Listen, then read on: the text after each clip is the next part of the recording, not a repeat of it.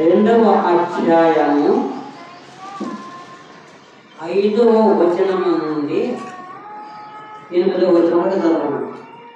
క్రీస్తు యేసునకు కలిగిన ఈ మనస్సు క్రీస్తు యేసునకు కలిగిన ఈ మనస్సు మీరును కలిగి ఉండుడి. ఆయన దేవుని స్వరూపము కలిగిన వాడై ఉండి దేవునితో సమానముగా ఉండుట విడిచిపెట్టకూడని భాగ్యమని ఎంచుకొనలేదు గాని మనుష్య పోలికగా పుట్టి దాసుని స్వరూపమును ధరించుకొని తను తానే రిక్తునిగా చేసుకొనెను. మరియు ఆయన ఆకారమందు మనుష్యుడిగా కనబడి మరణము పొందినంతగా అనగా శిలువ మరణము పొందినంతగా విధేయత చూపిన వాడై తను తాను తగ్గించుకొనెను.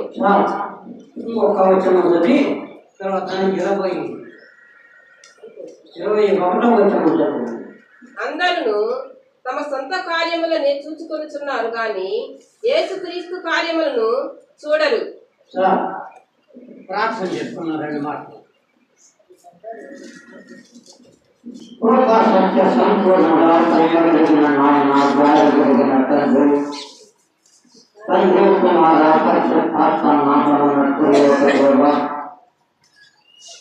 మీ పాదములకు వందనములు, స్తోత్రములు, కృతజ్ఞతాస్తుతులు.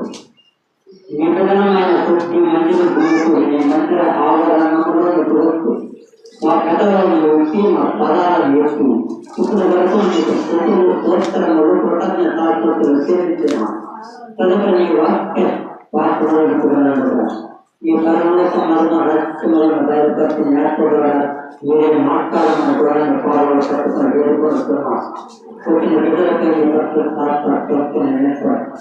రాని కోరికలు చుట్టుకొని ఉపదేశించుకోండి. ఈ సాధన వదులుపడుతుంది. వేడుకొస్తున్నాము తండ్రి. ఏంటంటే మొదటి చూస్తుంది, తర్వాత రెండవ వచ్చిన అందరూ తమ సొంత కార్యములనే తమ సొంత కార్యములనే చూచుకొనుచున్నారు గాని యేసుక్రీస్తు కార్యములను చూడరు. అందరూ ప్రపంచ భూమిలో ఉన్నటువంటి ప్రతి ఒక్క మానవుడు ఎవరైతే చేతులు కలిగి, కాళ్ళు కలిగి, ఎవరైతే జ్ఞానం కలిగి, ఎవరైతే మాట్లాడడానికి ఉన్నారో అందరూ కూడా తన సొంత కార్యములను చూసుకుంటున్నట్టు కానీ దేవుని కార్యములు ఒకరు. ఇది నిజమా వచ్చిందా? మీకు మీరే ప్రశ్న చేస్తాను. అందరూ తన సొంత కార్యములని అంటే నీ కుటుంబ భారం అంటే సమస్తాన్ని నువ్వు చూసుకుంటూ కానీ దేవుని పని కడగా పాడతాను చూస్తాను. ఒక్కరి కన్నా మనసు ఉందా? నాదని నేను కష్టం నేను అంటే తప్ప నేను చేతులు మాట ఉండదు చూస్తాను.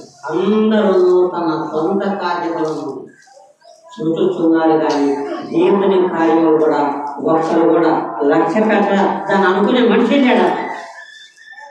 ఈ అపాయకరమైన జనాల్లో ఉన్నాం. జాగ్రత్త.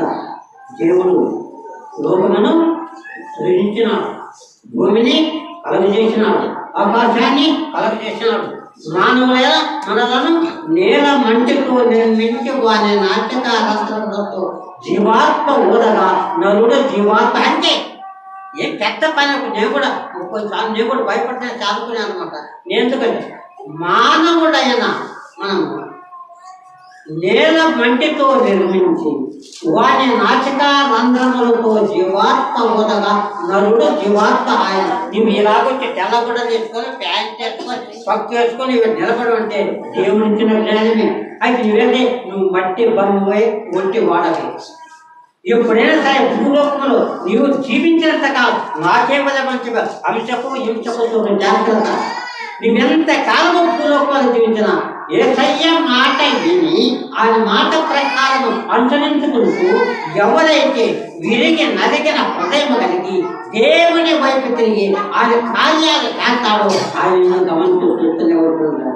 మరి నీకు ఇప్పుడు ఇంత టైంగా నిన్ను పుట్టించును, నిన్ను సృష్టించును, నిన్ను కాపాడాడు, నిన్ను బలపరచును, నీకు ఆవు చిచ్చును, నీకు ఆరోగ్యం ఇచ్చుడు, శరీరం ఇచ్చుండు, బలం ఇచ్చుండు.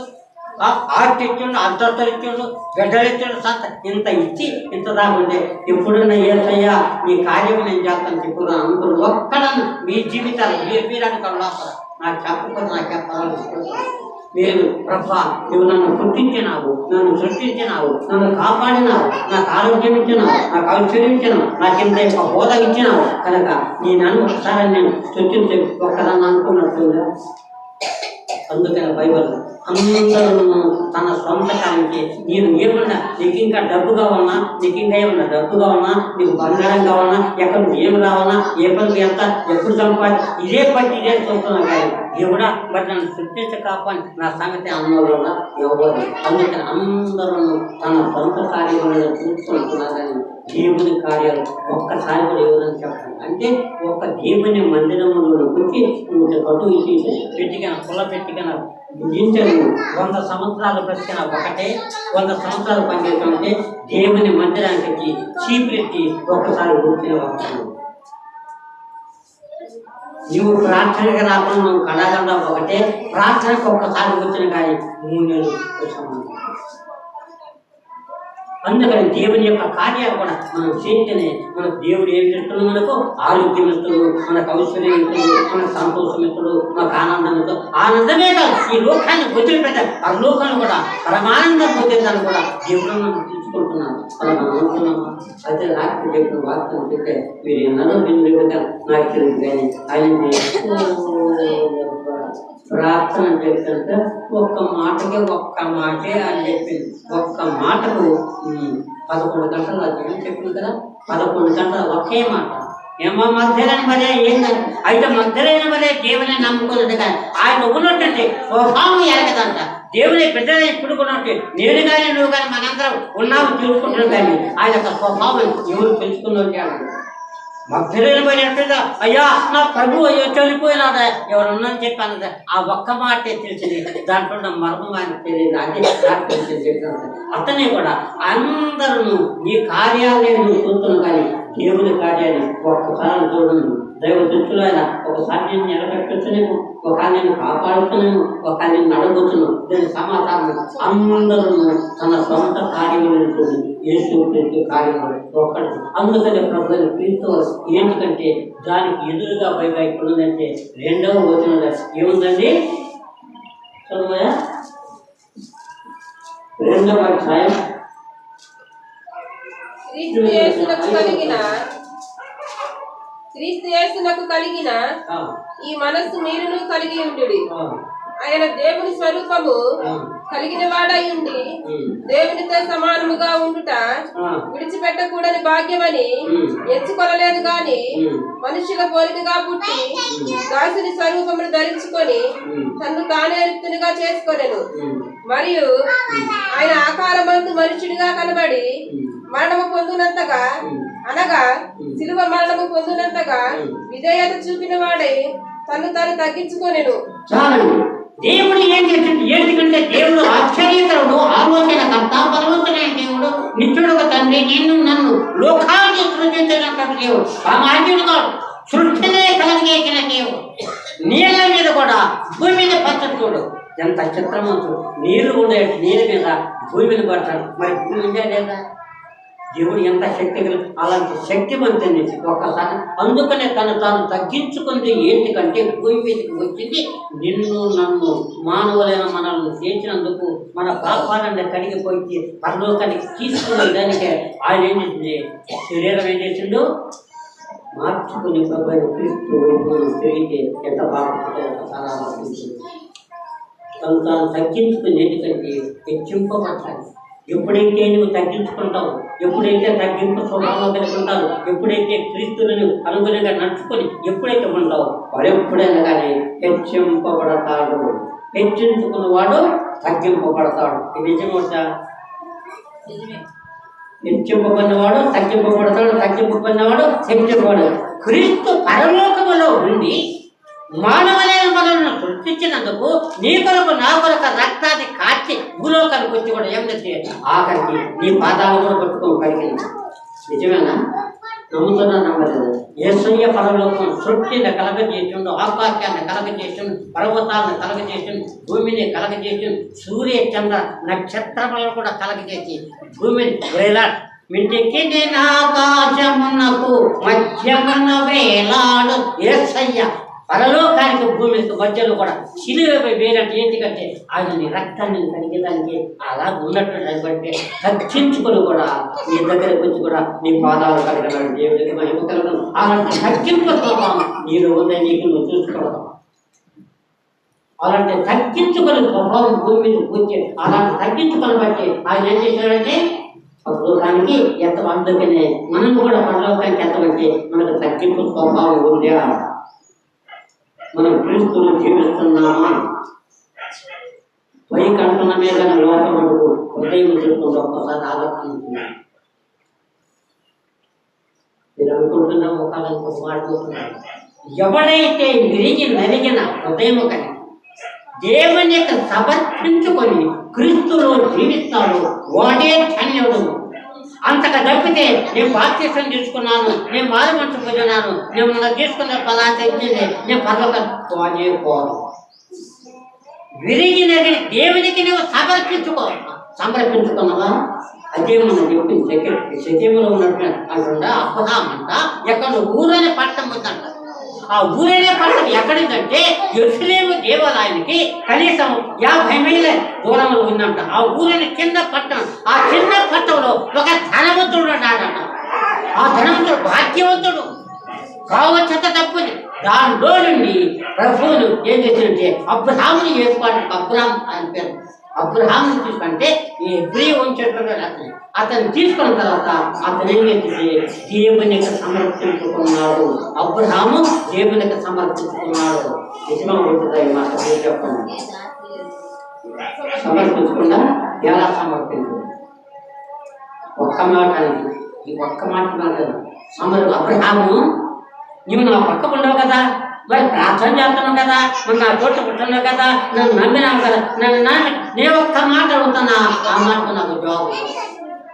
నువ్వు నన్ను నమ్మినావా? వాళ్ళు నమ్మినా అని ఏమి లేదు. కానీ నాకు ఒక్క కుమారుడు ఉన్నాడు కనుక ఆ కుమారుడు కనుక ఏమిటంటే నాకు అర్పణిస్తూ సమర్పిస్తావా? ఇస్తానన్నది ఏమో. మరి భూ ప్రపంచంలో పుట్టిన మానవులందరూ కూడా కుమారులు ఎవరన్నా నిలకట్టా ఆ విషయం ఆ మనస్తత్వమే దేవునికి అంకితమైంది కనుక అబ్రహామును ఇసుక రేణువులు విస్తారంగా పరిపాలిస్తున్నాడు. దేవునికి మహిమకమైన కాక అందుకని అబ్రహాం ఒక్క మాట అనేది ఆ చూద్దామని చెప్పేశాడు. అందరం పోతున్నాం బయట 3 రోజులు ప్రయాణం పోతున్నా. అబ్రహాం పోతున్నా కొడుకు 19 సంవత్సరాల వయసు అంటే చెప్తుండొచ్చు. కాకులు అంటే ఇప్పుడు మనుషులం కాబట్టి చెప్తాం, కానీ అప్పుడు మనుషులుగా ఒక్కొక్కరుగా 960 970 సంవత్సరాలు పుట్టినారు. అలాంటి వాళ్ళు అలాగే ఉంది. మరి అబ్రహాం ఆనాటి కొడుకు పుట్టి ప్రభువులో ఎలాగ పెంచంటే దేవుని యందు భయభక్తుల వారిగా పెంచారు. మన బిడ్డలు కూడా అలాగ పెంచుకున్నాము. ఏదో బయట కాసేపు అలాగ పెంచబట్టే అబ్రహాము 19 సంవత్సరాల వయసు అయిన తర్వాత కూడా నా కుమారుడు ఎక్కడ ఎవరికి చెప్పాలి బాధ్యతడు ఒక బాధ్యత చెప్తాను. ఎవరితో కూడా ఉదయం పోతున్నా తీసుకొచ్చి అక్కడ 3 రోజులు ప్రయాణం చేశాను. ఎక్కడికి ఆ పర్వతం 3 రోజులు అంటే గాడి వెళ్ళిపోతాను తోలుకుంటా వారి జీతకాలం పట్టుకొని 3 రోజుల తండ్రికి కుమారునికి ఎంత మాటలు జరుగుతాయి. పోతాం ఎక్కడికైనా మనం పోయేది మనకి అత్యంత కాడ వస్తుంది కదా. మరి పొలం అంతా ఉండే తర్వాత ఏనుగులు ఉన్నాయి, తర్వాత గొర్రెలు ఉన్నాయి, మేకలు ఉన్నాయి. అది మనం అడిగిపోతాం ఏంటి మనకి ఇక్కడే పోతాం. కానీ అబ్రహాం ఉండే కదా అడిగి నాయన లేకపోదాం ఏంటి అయితే సమర్పించాలి. దేవునికి మనం సమర్పించుకొని చెప్పింది కాబట్టి అందుకని మనం పోతాం. ఆ పోతుంటే ఎంత పొరపాటు చేసిన మా నాన్న నాతోటి ఇంటికాడ ఒక్క మాట బాగుండేది కదా. అన్ని సమర్పించగా సంస్కృతి ఏం తీసుకొని పోతాను ఎక్కడ ఈ మధ్య అడవిది ఏమిది మనకు ఇంటికాడికి చెత్తను ఎక్కడ ఆగిపోదు. నేను ఇంటికి పోతాను. మన యొక్క పొట్టెలు మంచి పొట్టేది వీలైనప్పుడు కొమ్ముదిన పొట్టేది మంచి ప్రవిధాన్ని నేను తీసుకొని వస్తానంటే వద్దులే నాయన దేవుడే చూసుకుంటాను. అప్పుడు అబ్రహాంకి ఎలా కష్టానికి ఎంత బాధపడి ఆ తెచ్చి కూడా ఏమంటుందంటే, నా యొక్క సహోదరులారా, నా ఎమ్మటి వచ్చినటువంటి జీతకాలారా, మీరు ఇక్కడనే ఉండండి, నేను నా కుమారుడు ఇద్దరము మేము పైకి వెళతాము, వెళ్ళి మళ్ళా తిరిగి వస్తామన్నారు. రామన్నారు ఆయన వస్తాను, అబ్రాహం వస్తాను, ఆ తర్వాత కుమారుడు కూడా వస్తానన్నా. ఏమన్నాడు ఆయన కంటే అలాంటి విశ్వాసం చూడు మనుషులు, మీరు ఇక్కడనే ఉండండి, నేను నా కుమారుడి మేము పైకి పోతున్నాము, అక్కడ మేము సమర్పించి దేవునికి సమర్పించుకొని మళ్ళా తిరిగి ఇద్దరం వస్తాము. ఎంత విశ్వాసం పెట్టేశారు, కట్టేశారు, కట్టెలు పెట్టుకున్నాడు. కొడుకు ఇస్తుండే వయసులో కుర్రోడు అయిపోయి, అవి నాయన నాకు కట్టెలు నేను పెడుతుంటే తెచ్చి పెట్టారు సార్. ఇంకా తర్వాత ఏమన్నా అయిపోయింది పేరటం కట్టెలు. నాయన నా కుమారుడు ఇస్తాక నేను ముద్దుగా పెంచుకున్నాను, నాకు దాదాపు 100 సంవత్సరాలు నాకు దేవుడు నిన్ను ఇచ్చినాడు, నేను ఎంతో గారాభంతో పెంచుకున్నాను, నా కాస్త డబ్బు సంబంధం వస్తుంది కనుక ఉన్నాను కనుక నేను ప్రేమించిన కనుక ఒక్కసారి నేను కట్టెల మీద పడుకోను. ఏంటన్నా కట్టెల మీద ఏమి పడుకోవాలా అడగడా? ఇప్పుడైతే ఒక వివోని చేసుకుని చదువు మీద ఒక కేబుల్ అయితే పిల్లకాయ కట్టె పండగ ఏమంటారు. అబ్రహాము ఎప్పుడైతే కుమారుని పిలిచిన ఇష్టపడి నాయన ఎక్కినప్పుడు ఎక్కినాడు. తండ్రి మాట జపదాటకుండానే ఆ యొక్క కట్టెలి పెద్దాన్ని చెక్కినాడు. పండుకోమనగానే ఎల్లెలకు పండుకున్నాడు. కట్లు కడుతున్నాడు. ఎన్ని నాన్న కడుతున్నాడు అంత కదా. దేవుని ప్రేమ అలాంటిది, అలాంటి పరిశుద్ధాత్మ శక్తి గ్రంథి దేవు అబ్రహాం ఆయన ఉండబట్టి ఆ కుమారి ఆ విధంగా పెంచిన వల్ల మమ్ముని కూడా గొర్రె దగ్గరలో ఏ విధంగా వర్క తెచ్చే దాన్ని నడుపుతుంటే కూడా అమ్మ దండతో సామాన్ ఏంటంటే దంతారు ఏమంటారు హోటల్లో పెట్టుకమ్మ ఆ స్వామి కాడ చేస్తారు, రాదు పోతారు, ఆ పాతాలు చెప్పాను కొట్టుకొని ఎప్పుడైతే నీరు జరిపి ఆ చదువుతారా ఆ గొర్రెకు అదే ఇతరుగా దళదర్శన దేవుడు చెప్పిన దాన్ని తీసుకుని నడుపుతారు. అయితే అబ్రహాం కుమార్ ఏమని ఆయన అంటే మమ్మల్ని ఏంటని ఆయన నేనేమి చేసినా నేను ప్రార్థన చేయబట్టి చేస్తాను కానీ నేనేమన్నా చేస్తున్నా నీకేమన్నా మాట మీరేనంటే అబ్రహాం తన యొక్క మనసు అంతరాత్మలను కూర్చుంటూ కూడా దేవుని వైపు వచ్చి దేవుని మాట ప్రకారం భుజగాలు కట్టి పైన కట్టేసిన అప్పుడు వరలో ఉన్న కట్టి తీసినప్పుడు అబ్రహాం యొక్క విశ్వాసాన్ని దేవుడు అదేనమ్మ విశ్వాసం అంటే ఇప్పుడు కూడా అదే తగల ఆ విశ్వాసం కలిగి ఉందంటే చాలు. ఎప్పుడైతే అలాంటి విశ్వాసం కలిగి ఉన్నాడు ఏం చేసింది అబ్రహాం అనుకుంటారు ఆయన అన్నాడు కట్టేసినాడు. వరలో ఉన్న కత్తిని పైకెత్తి వెంటనే నడుపుతానని ఏలాంటి పశ్చాత్తాపం ఎలాంటి లోపం ఏమీ లేకుండా సంతోషంతో ఆయన ఇచ్చినాడు, ఆయన తీసుకుంటున్నాడు, ఆయనకి ఇస్తున్నా చెప్పి ఒక మనసులోని ఎలాంటి భేద అభిప్రాయం లేకుండా కట్టేసినప్పుడు అబ్రహాము నీ విశ్వాసాన్ని నేను పరిశీలించాను. అప్పుడే అబ్రహామును ఆజ్ఞ నీ నా జీవితంలో కూడా ఇప్పుడు కూడా ఉన్నట్టే అలాంటి జీవితం కలిగి ఎవరైతే అనుభవించుకుంటూ తగ్గించుకుంటూ ఉన్నారో వాడు హెచ్చింపబడతాడు పరలోక రాజ్యంలో కూడా. అందుకని అబ్రహాము తగ్గించుకొని తన కుమారుని బలిగా ఇచ్చిన వల్ల అబ్రహాము యొక్క మనసును గమనించి అబ్రహాము ఆశీర్వదించినాడు. దేవునికి మహిమ కలుగునగాక. ఆయన సంతానాన్ని ఇసుకలేని వదిలి విస్తరింపజేశారు. నీ యొక్క కుమారుడు నీ యొక్క సంతానం ఆత్మీయ అదే విశ్వాసం నీలో ఉందా? అందరూ తన సొంత కార్యములని చూసుకుంటున్నారు కానీ నన్ను ఒక్కరు కూడా అలరించినారు, నన్ను ఒక్కరు కూడా నిజమైన సత్యంగా మీరు చెప్పండి. దేవుడు నిన్ను పుట్టించినాడు, నిన్ను కాపాడినాడు, నిన్ను బలపరిచాడు, నీకు ఆరోగ్యం ఇచ్చిన అంత ఔషధం ఇచ్చి నీకు బిడ్డల సంతానం ఆశ్చర్యం కూడా వచ్చి ఇప్పుడు దాకా ఉండి కూడా ఉంటే దేవునికి ఏమన్నా నువ్వు చెందించినావా? ఒకసారి మీరు గుండెలు చేసుకుంటే అయ్యా నేను పుట్టింది మొదలుకొని ఇప్పుడు ఒక నన్ను ప్రేమించి ఈ ఆరోగ్యం అంత ఇచ్చి రచన చేసిన కానీ నేను ఎప్పుడైనా నేను మర్చిపోలే. నేను రోజు ప్రార్థన చేసి నేను చూసి అనుకున్నాను.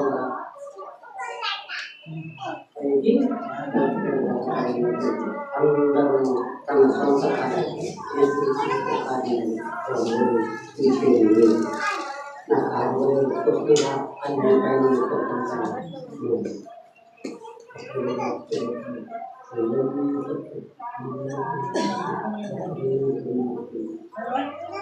ఒకసారి పిలిచిన వస్తే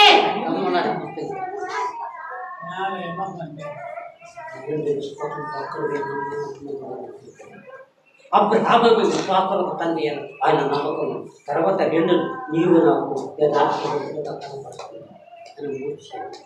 పిలిచి సాధి చేసి సాక్ష్యం ఆయన గురించి తీసుకొని అయితే అక్కడే ఉండంటే అన్నగానే పనులు కానీ అది ఏమో రోజులు ఏంటమ్మా ఏంటమ్మా మనం ఉన్నాం కదా, మనం కూడా ప్రవర్తన కదా, మనం కూడా వాక్యం చేస్తున్నా, మనం కూడా ఉన్నాం కదా, మనం అలా తెలవకుండా మన తమ్ముడు ఆ పూజను పరాశక్తిని పెళ్లి చేసుకున్నట్ట. అది మంచోడా చెడ్డోడా అట్లా చేస్తాడా అంటే దేవుడు ఈ మాట ఏమంటున్నాడు, మిరియాం రా, మోషే రా, అహరోన్ రా, ఇది ముగ్గురు మీద ఒక తల్లికి బిడ్డ రమ్మని చెప్పేసి ఆలయానికి పిలిచాను. ఏమ్మా నేను తెలుసుకోమని ఇష్టానుసారం నా జిల్లాప్పుడు నమ్మకమైన వాడు మోసి, అందుకని మోసిని దేవుడు ఆకర్షించినాడు, తీసుకుని విశ్రాంతి చేసినాడు. ఇది 40 సంవత్సరాలు అబ్రహాము మీ విశ్వాసాలకు కలిగి ఉంటే ఈ మొత్తం ఏమంటే మీ కులాలు కూడా నాకు ఇవ్వలేదు, నాకు ఇచ్చిన అవకాశాన్ని కలిగిన ఈ విశ్వాసం అయితే మనం అలాగే నీ కొరకు నా కొరకు సర్వమాన వారి కొరకు ఆయన లక్ష్యాన్ని కాచి కూడా ఏం చేస్తుంటే తిరిగి పోతూ కూడా నా శిష్యుల కానీ ఇంకొక పని నా దగ్గర మిగిలిపోయింది, ఆ పని నేను పూర్తి చేసుకోవాలని చెప్పి వచ్చినప్పుడు తన 12 మంది శిష్యులను వాళ్ళు పట్టు జాగ్రత్త, ఒకడేమో పోచి పెట్టుకోను, ఒకడేమో పచ్చకట్టు కట్టుకోలేము, ఒకడేమో గుడ్డలేము, వాళ్ళు నా శిష్యుల రాదని చెప్పి మొత్తాన్ని కోసమే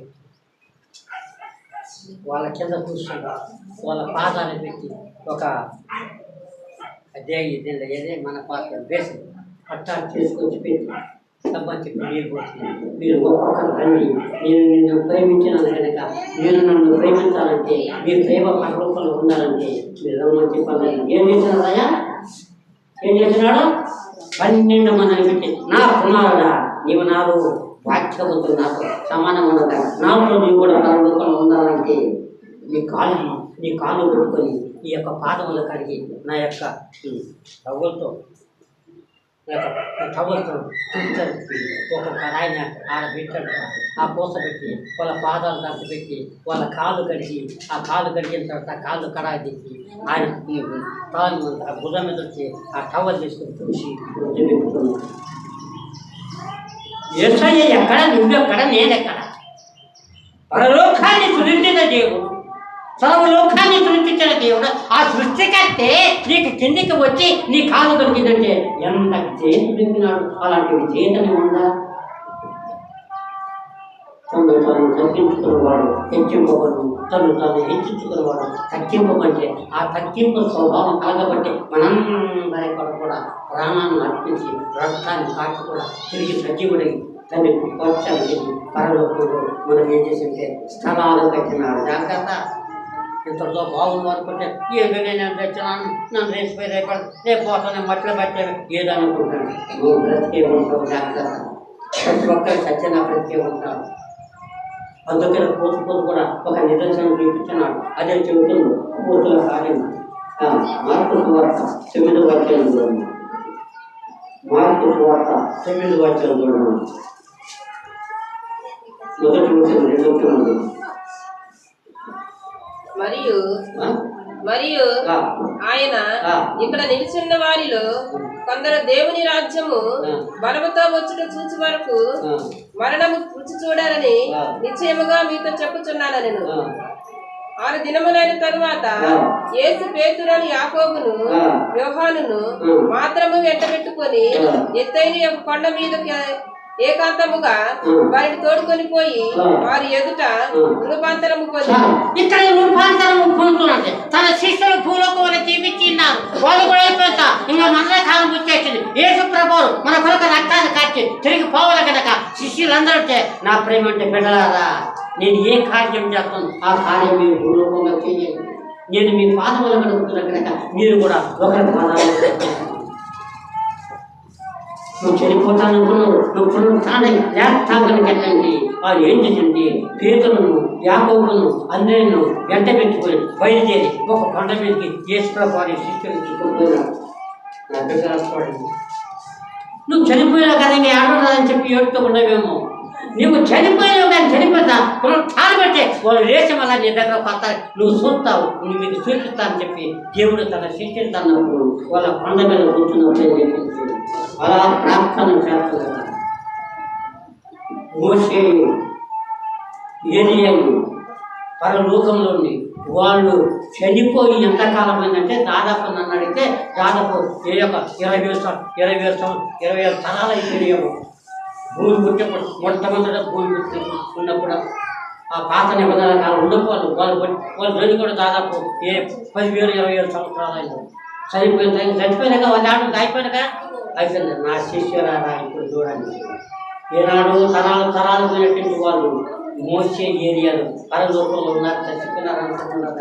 వాళ్ళు సజీవులు ఉన్నారు, వాళ్ళు తిరిగి నేను తప్పక చూడమని వీళ్ళు ప్రార్థన చేస్తూ ఉండగా వాళ్ళిద్దరు ఆకాశము తెరవబడి అలాగనే చల్లని వస్త్రాలు ధరించుకొని వాళ్ళిద్దరు తిరిగి కూర్చొని అక్కడిని చదువుకుంటున్నావు.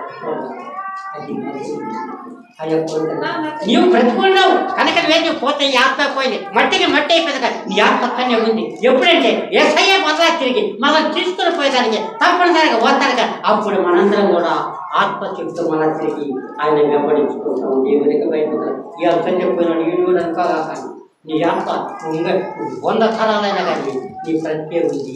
ఆయన వచ్చినప్పుడు నువ్వు దెయ్యాలా మధ్యమ శరీరాన్ని ధరించుకోవాలా, ఆయన చదువుకోవాలా. అప్పుడు యొక్క శిష్యులు అందుకనే ఈ శిష్యులు నమ్మదని ఈ 600 చచ్చిపోయిన అంటే వాళ్ళని చూపించిన దర్శనాన్ని చూపించిన దేవుడు ఇదయ్యా పునరుత్థానం. చనిపోయిన లేతనగా మోసే ఏలేనప్పుడు దాదాపు 10,000 తరాలు అయిపోయిన వాళ్ళు అప్పుడు నుంచి ఇప్పుడు ఉండగా అది లేస్తున్న వాళ్ళ రూపాన్ని ఇలా జీవిస్తున్నారు. అదే కూడా మనం ఇప్పుడు రూపంలో వదిలిపెట్టిన తర్వాత మట్టికి బట్టి అయిపోతాం. కానీ ఆత్మదాన్ని దయచేసిన దేవుని సన్నిధిలోనే అక్కడ ఉంటాయి. ఆయన మళ్ళా 2వ రాకటలు ఈ కంచకాల దినాలు, ఈ అకాలమైన దినాలు, అంధకాల దినాలు ఒకరినొకరు తన్నుకుంటూ ఒకరినొకరు కొట్టుకుంటూ ఒకరికొకరు సంబంధం అనే రోజులు వచ్చినప్పుడు అప్పుడు ఈ కంచకాలం ఉన్నప్పుడు దేవుడు పడతాడు.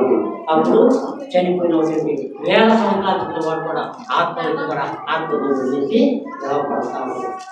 సత్యమైన మాట కనుక అలాంటి ఆత్మను కలిగి ఉండాలంటే ప్రేమిస్తున్నావా, ఆయన కార్యాలు చేస్తున్నావా, ఆయన కార్యాలు చేసిన ఒక్కసారి నిబంధన చూసుకో. చనిపోతే చాలా మంచిది. ఆయన రాజ్యానికి మనం పాత కనుక ఆయన తగ్గించుకనుక నీవు కూడా తగ్గించుకొని క్రీస్తులు రూపాన్ని పొందుతుంది. అందుకని దేవుడు అప్పుడు ఆశీర్వదించింది. అదే మాదిరిగా చూడండి మోసేను కూడా చనిపోయి కూడా చూడండి. ఒక మాట చెప్తాను, మరి చనిపోయిన లేదన్న చెడ్డ పని చెప్తే మళ్ళా నాకు అర్థం కాదు. కానీ నువ్వు దేవుని నమ్ముకోను కానీ సపోజ్ దేవుని నమ్ముకోవడం పెట్టుకోను. కానీ దేవుని నమ్ముకొని ఉండడు. నువ్వేదైనా పొరపాటు ఒక పని తప్పు చేసినావు, ఆ తప్పు క్షమిస్తాడా నాకు చెప్పండి తీసుకున్నావు. నువ్వు దేవుని నమ్ముకున్నావు, ప్రార్థన పడుతున్నావు, అన్ని పనులు దేవుని నిన్ను బాగా ఆశీర్వదిస్తున్నావు. కలపదాలకు పొరపాటున ఒక తప్పు చేస్తున్నావు అనుకో, దేవునికి ఆయన క్షమిస్తాడా లేకపోతే క్షమించకుండా నిన్ను ఒక మాట చెప్తాను. మీరు ఎవరైనా చెప్పారా, నువ్వు దేవుని నమ్ముకున్నావు, వాక్యం తెలుసుకున్నావు, నువ్వు పరిశుద్ధ ముద్ర మీద దేవుని జీవితం నేను ప్రభు దగ్గర పోతాను. పొరపాటు ఏదో తెలియని రీతిలో ఒక తప్పు జరుగుతుంది. దేవుడు క్షమిస్తాడా? దాన్ని క్షమిస్తాడా? కనుక దేవుడు క్షమించే దేవుడు ఆయన కనుక మనకి దేవునికి మనము సమర్పించుకోవాలా. సమర్పణ లేకుండా ఎవడైతే భూమి మీద ఉంటాడో వాడు జీవితం అంటే ఎప్పుడైనా సమర్పణ కలిగి, ఎప్పుడైతే విరిగి నలిగిన హృదయం కలిగి, ఎప్పుడైతే ప్రభువులు అంగీకరించుకొని, ఎప్పుడైతే ప్రభువులు ఉంటావో తప్పనిసరిగా నువ్వు లేస్తావు. ఆ వెయ్యాలంటే ఏంటంటే నీవు భూమి మీద ఉండగానే యేసయ్య కార్యక్రమం చేయాలి. ఏది చేసిన కార్యములు ఇంకా అనేకములు కలవగాలి వాటిని వివరించి వ్రాసిన భూముఖమైన చాలదని నాకు తోడుతున్నా కనుక మనం దేవుని కార్యాలు చేయాలా. భూమి మీద ఉండగానే మన ప్రతి మాటకు ముందే దేవుని వైపు తిరిగి పశ్చాత్తాపడి ప్రభువులో జీవించుకుంటూ ఎవరైతే ఉంటారో వారు చనిపోయినా కానీ తిరిగిపోతారు. అదే చెబుతాను రాదు. అదే యోహాను 4:11-25 ఒక మాట అంటుంది. నా యందు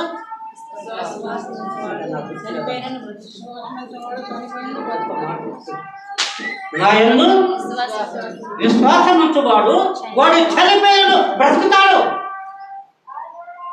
ఆ విశ్వాసం నీకుందా, ఆ ధైర్యం నీకుందా, ఆ ప్రేమ నీకుందా? ఒకసారి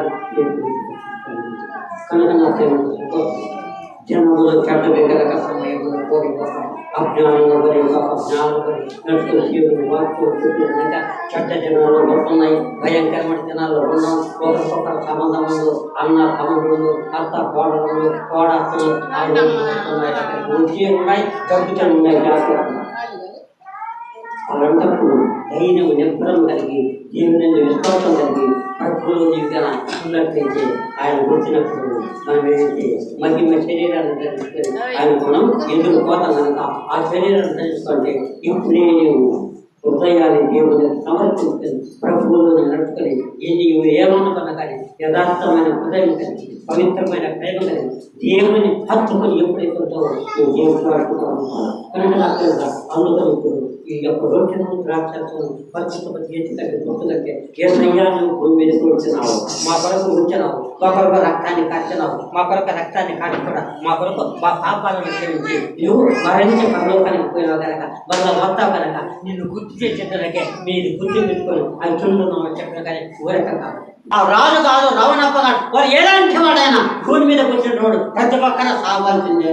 అయితే సాగుతున్న తీసుకునే భాగ్యమైనది యేసయ్య వైపు తిరిగి ఆయన రక్షణ మార్గంలో నడుచుకొని మన పాపాలు క్షమించబడి ఎనగక ప్రభు వైపు తిరిగి నీవు జీవించేంత కాలం ఆయన కార్యాలు చేసుకున్నా ఆ కార్యాలు జరిగించినట్టయితే నీవు చనిపోయిన మట్టికి మట్టి అయిపోతే ఆత్మతాను దయచేసిన దేవుని సన్నిధి దేవునికి భయం కలుగును కాక ఆయన దేవుడు ఆత్మ ఇచ్చినట్టుగా ఆత్మ స్వరూపం కనుక ఆ ఆత్మ అక్కడ సాగుకుండా ఉంటుంది. ఆత్మను నీవు పొంది ఆ పరలోకంలో రత్నములతోనూ ముత్యములతోనూ కెంపులతోనూ మాణిక్యములతో అంత ప్రారంభించిపోయి ఆ రాజ్యములు యుగ యుగాలు కోట్ల యుగాలు ఆకలి తప్పు లేకుండా ఆ రాజ్యములు ఆ బంగారు పీతలు తిరగాలంటే నీ మనసు మారాలా, నీ బుద్ధి మారాలా, నీ ప్రవర్తన మారాలా, నీ ఉద్దేశం మారాలా. మరిందా ఎప్పుడు ఇదేనా ఎప్పుడు చూసుకుంటే ఉంటాడురా ఒక రోజున మారానా ఎప్పుడు ఈ బుద్ధిని పెట్టుకొని ఉండగాకనా నీ మనసు మారాలా, నీ బుద్ధి మారాలా, నీ చీరు మారాలా, ఎల్లప్పుడూ అర్థం. అందుకే నేను ఈ మాట్లాడుతున్నాను. క్రీస్తులో నీవు ఉండాలంటే నీవు కొన్ని యుగాలు కూడా ఆ పరలోకాలు ఉండాలంటే నీవేం చేయాలంటే నీవు భూమి మీద నీ పాపాలు ఒప్పుకో. కప్పుకునే తప్పుతావు. నీ పాపాలు నువ్వేం చేశావు నా దగ్గరకు నాకు తప్పడం కాదు. కానీ నీవు కూర్చున్నప్పుడు నీ యొక్క ఇంట్లో కూర్చున్నప్పుడు లేకపోతే నీ గదిలో కూర్చున్నప్పుడు నీ మనసు దగ్గర యేసయ్యా నిజముగా నేను నా తల్లి గర్భంలో నుండి పుట్టిన కాంతి కూడా నేను పాపాత్మురాలిని, నా పాపాలు క్షమించిన నుండి ఇవ్వలేదు, నీకు తప్పలేదని ఎప్పుడైతే యేసయ్య వైపు తిరిగి పాప క్షమాపణ కలిగి మారు మనసు కలిగి పశ్చాత్తాపం కలిగి వాటిని ఒప్పుకుంటావు దేవుడు ఆ పాపాలు క్షమించి అప్పటి నుండి మొదలుకొని నీవు మరణించేంత వరకు కూడా యేసయ్యని కాపాడి ఆ రాజ్యంలో తీసుకుని పోతావు. ఆ విశ్వాసం ఉందా? ఏదో కాసేపు అనుకున్న డబ్బు ఏంటది, ఏదైతే ఏంటది బంగారాన్ని జరుగుతాన్ని చూస్తుంది. ఇది కొంతసేపు ఉన్నంతలో కనపడి ఇది మన మధ్య రాగలము. మీరు నమ్మండి, నీకు 150 ఎకరాలు పొలం ఉండాలి, నీకు సమృద్ధిగా భూమి పట్టుకొని నీకు బంగారం ఉంటుంది. ఈ సూచి మనకి నిద్రపడిన సావటమే కానీ అది మనం వెంబడి రాదు, మనకు తగ్గదు. ఏనాడైనా మనం ఈ మధ్యకు మధ్య పోవటం కనుక మనం ఏంటంటే దేవుని అయ్యా నీవే ఉన్న దేవునికి నీ మనసు ఇచ్చి నువ్వు ఎప్పుడైతే ప్రార్థన చేస్తావు దేవుడు ఆ ప్రార్థన ఆలోచించి నీకు స్వస్థత చేస్తాను, నీ పాపాలను తీసుకెళ్తాను, నేను పరలోకానికి తీసుకుని రాజ్యంలో ఉండడానికి నేను తీసుకుని పోతాను.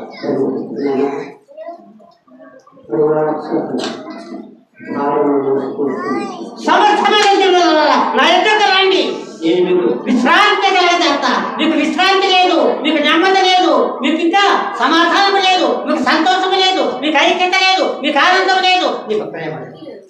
ఎప్పుడైతే నా దగ్గరకు వచ్చి ఒప్పుకొని ఎప్పుడైతే నా ఉంటావో నీకు సమాధానం ఉంటుంది, సంతోషం ఉంటుంది, ఆనందం ఉంటుంది, నెమ్మది ఉంటుంది, సమస్తంగా ఉంటుంది. నా రాజ్యంలో కూడా పోతున్నాను ఆకలి తప్పదు. అందుకని అబ్రాహాముని ఏం చేస్తుంది? నీలమంటుతో నిర్మించి వారి నాచకారాంతరములతో జీవాత్మగా నరుడు జీవాత్మ దేవుడు ఆత్మని పెట్టినందుకు ఆయన చేతిగా ఆయన ఉన్నంత సేపు కూడా ఎవడు ఆదాం ఉండవు. ఇక భయమే లేదు, నేను కదా ఉన్నాం. ఒక్కడిని చేసినాడు, ఒక్కడిని చేసిన తర్వాత చాలా మర్మం ఉంది. ఒక్కడిని చేసిన ఆదాం ఆదాం కా అనగానే ఆదాం మనిషి అని ముక్కన్నారు. మరి అవ్వను కూడా గవ్వను చేసినగా ఏదైనా పట్టుకొని ఏమి కలిగించా ఆ ఏమి కట్టి చెప్పవచ్చా నువ్వు కూడా అవ్వ కావాలని కాకపోయినా అది తెలియదు దేవుడికి. ఇది చాలా చిత్రమైంది. అందుకని పాపము చేసినప్పుడు ఆదాము ఏం చేసిందంటే ఇక్కడనే తిరుగుతున్నది. అవ్వ ఏం చేసింది? అలా తిరుగుతున్నప్పుడు సాధారణ పరలోకుండా నెట్టబడి భూమి మీద తిరుగుతూ బామవుతారపై మాట్లాడుకుంటూ ఆ భూమిలో తిరుగుతుండగా అప్పుడు ఆ సర్పపడి దేవుని యొక్క దూత అంటుందా, ఏమవ్వా ఇక్కడనే ఉన్నా ఎప్పుడు ఓ నేను చాలా కొన్ని వేల సంవత్సరాలు నేను వచ్చి ఎక్కడనే ఉన్నా. ఏం చేస్తున్నావు? ఏం లేదయా, దేవుడు మాకు వచ్చినాడు, మా చేలు మాకు బాగానే ఎట్టే ఏదో వచ్చి ఆకలి ఇచ్చిన ఒక కాయ ఏదన్నా చికెన్ కాయ ఒక కాయ తింటా నిజంగా ఆకలే తప్పిలేదు. నీళ్ళే దేవుడు ఎత్తుడు, ఆహారం అంటే ఆహారం. ఆ దేవుని యొక్క పాపంలో పడకుండా ఉన్నప్పుడు వాళ్ళకి ఆకలేదు తప్పిలేదు. ఎడబడ్డనుకో మన పుట్ట చెందునుకో ఆ పుట్ట కూడా పడుకో నిద్రపో. ఒక పాము వచ్చి మొత్తం ఉంది కానీ పాము వచ్చినకో ఆ పాము కట్టి ఆకర్తుంటే ఈ లేదంటే ఆ పామును పెట్టి నిశ్చయిపోతాను. దేవుడు ఏం చేస్తాడు? నోరు ముగిస్తాడు.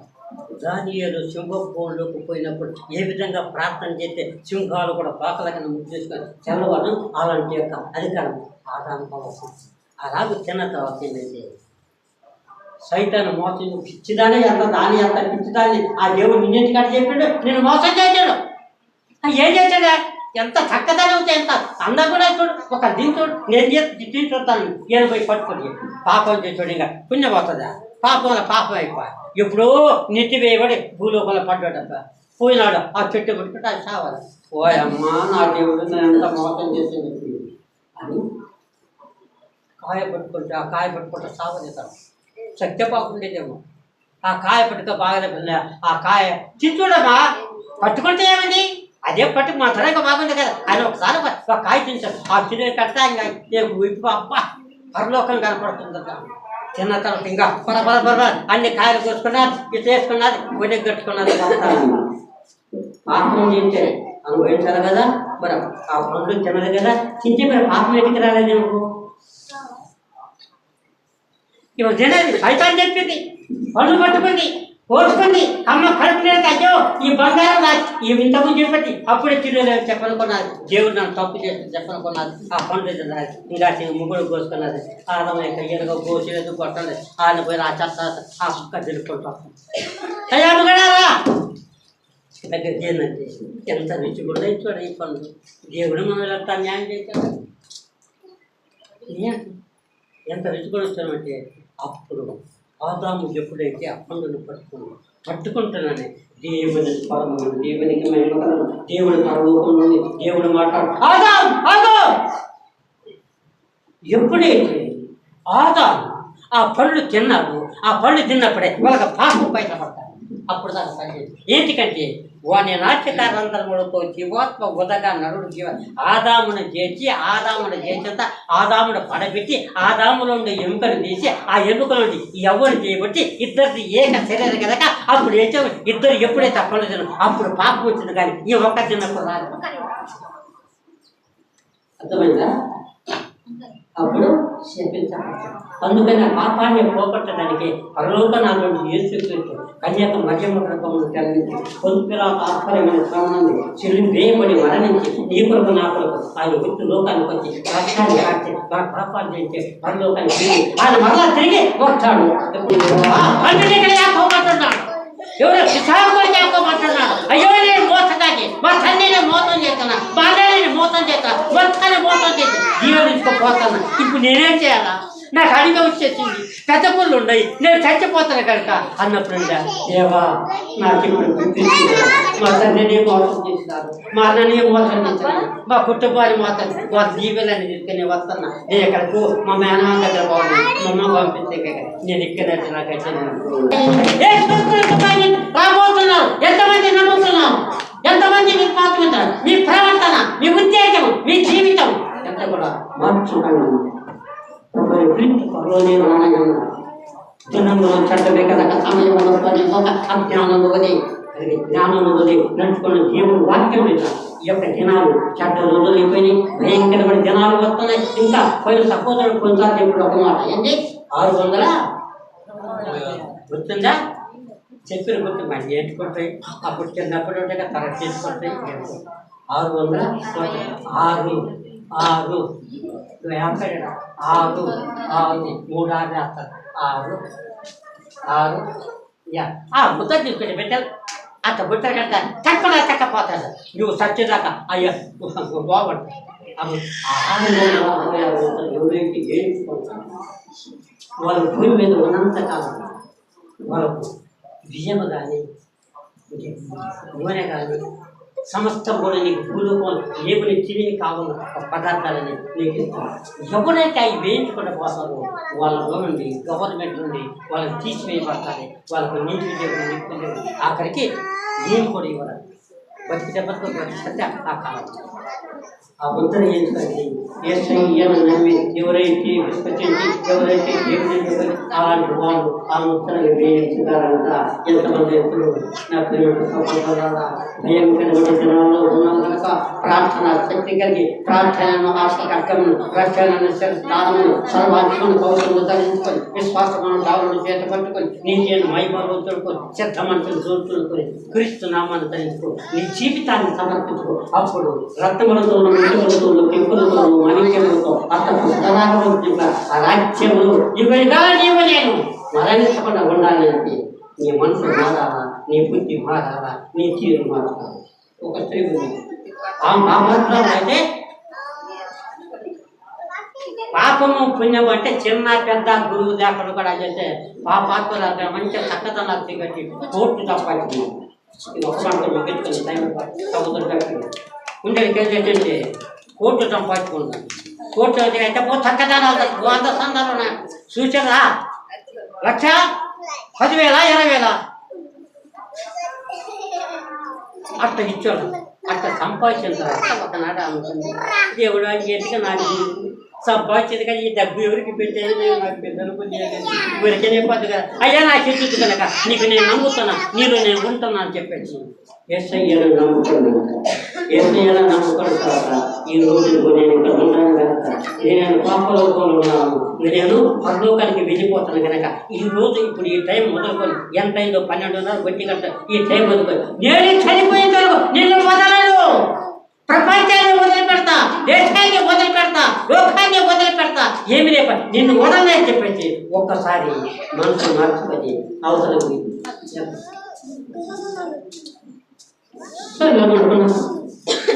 ఇల్లు బాగా కట్టించుకుని డబ్బులు బాగా రాకే ఇప్పుడు మనసు బాగా నెత్తి దుఃఖం పనికి పోతామని అలా పోతుంది.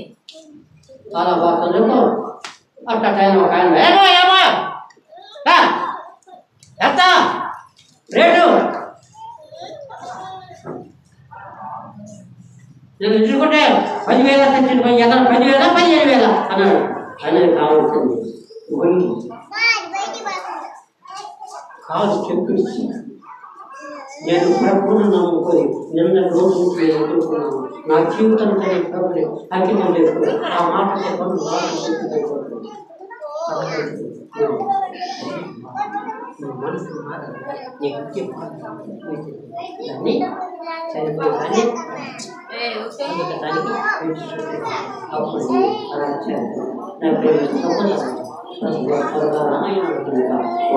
ప్రేమ దయచేసి మీరంతటి వారైనా ఎంత ఉన్నాయి కానీ దేవుడి మీద మనసు మార్చుకండి, మీ బుద్ధి మార్చుకండి, మీ ప్రవర్తన మార్చుకండి. ప్రభువును పొందిపోయి ప్రార్థన. అందుకని ఏమయ్యా పరలోకమందు రక్తాలు ముత్యాలు చెప్పుతో కట్టే రాజ్యాన్ని వదులుకొని, పరలోకాన్ని వదులుకొని, భూమిని వదులుకొని, సూర్యచంద్ర నక్షత్రాన్ని వదులుకొని కూడా ఆయన ఎక్కడ వచ్చాడు? భూమి మీద కూర్చున్నాడు. యేసయ్య తన పాదాలని శిష్యుల పాదాలు కలిగినాడు. అదే తగ్గింది. అలా తగ్గించుకోవడం ఎవరైతే దేవుడు జీవిస్తాడు.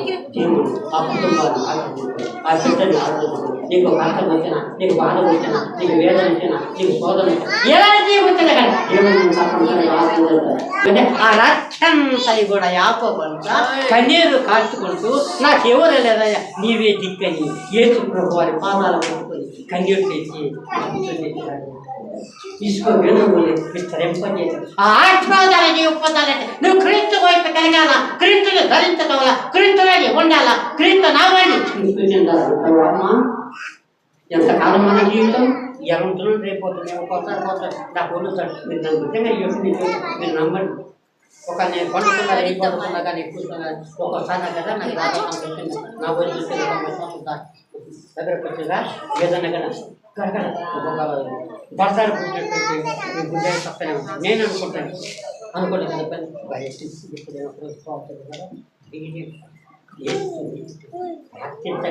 దేవుడు మీ కుటుంబాలు మీ బిడ్డలు విస్తారముగా ఆలోచించి నా ప్రేమటి బిడ్డలు నీ మనసు మార్చు, నీ బుద్ధి మార్చు, నీ అమ్మలో ఉద్దేశాలు మార్చు. దేవుడు వైపు మాకు మనసు కలిగి పశ్చాత్తాపం ప్రభువులు ఎప్పుడైతే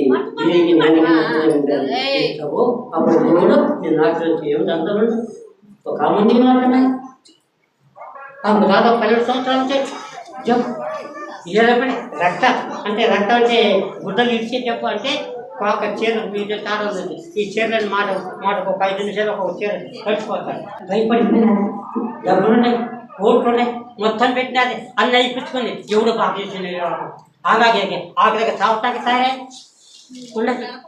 ఇంకేం చేసి కూర్చున్నారు ఏడుతుంది.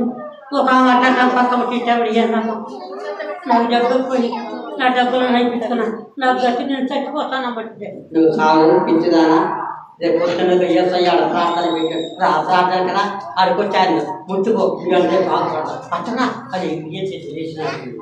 విరిగి నరిగిన హృదయానికి ఆ కోకలతో ఆ రక్తం కారుతున్న కానీ ఆ యొక్క జనాలంతా ఉన్న వాళ్ళని రోజు పెట్టుకొని గడగడ కూర్చుంటూ వాళ్ళని కూడా చేసుకుంటారు.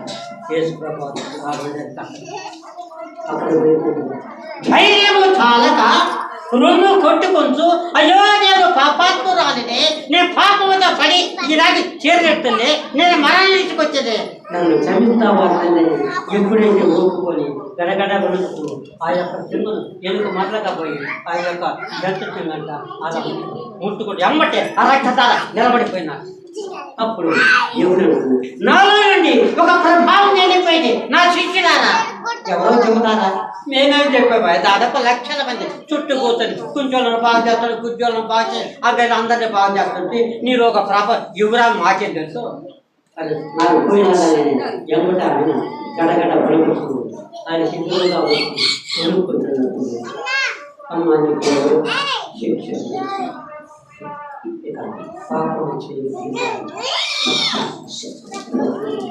అలాంటి పాప జీవితంలో కంపుతో కొట్టుకుంటూ మనలో ఉన్నటువంటి బాహ్య జీవితం అంటే పాపము, వ్యభిచారము, ద్వేషము, కలహము, మత్తరము, అల్లతో కూడి ఎన్నే కలుపుకొని మనం వాటిని చనిపించాలి. ఏసయ్య దగ్గరకు వచ్చి కన్నీరు కాచుకొని ఎప్పుడైతే విడికి నరికిన నీ దేవుని ప్రార్థించుకుంటూ ఉంటావు. దేవుడు తప్పనిసరిగా నీ కుటుంబాన్ని ఆశ్రయిస్తాడు, నీ బిడ్డలను ఆశ్రయించు, నీ ఆస్తిని ఆశ్రయించు, నీ సమర్థను కూడా ఆశ్రయించదు కనుక మన ఈ సారాగా ఒక్కరు నేను దేవుని కనుక మానవుడికి ప్రభుత్వంగా నమ్ముకుంటే దేవుడు తప్పనిసరిగా సకల దేవుడు దేవుడి యొక్క మాత్రం జీవితులు కాక ఆమె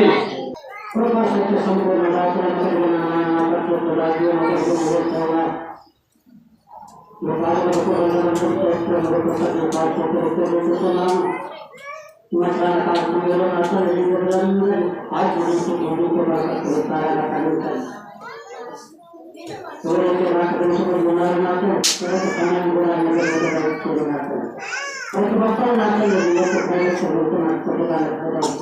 వారి ప్రతి ఒక్కరికి చుట్టూ ఆనుకున్న భరించి ఆ ఈ శివసాధన ఉన్నతం ఆత్మ నూతన కష్ట నూతన